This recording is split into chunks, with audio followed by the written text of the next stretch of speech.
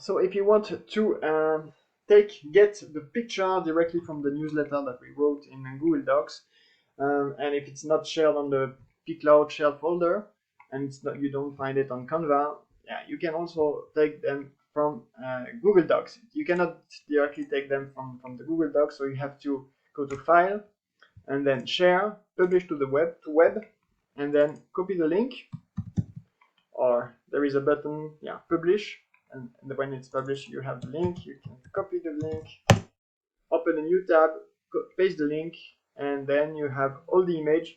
This page now is not a Google Doc, it's a web page. So you can right click on the image, make Save As, save the image, and then you have it on your desktop, and you can just publish it like that on the social media. Remember that it's not the best situation to do that. It's not the best way to do it, because for the newsletter it's image of 570 pixel, so quite close, optimized for the email, and social media usually prefer 800 to 1000 pixel size. So, but it's okay. You can publish it when you don't find any other.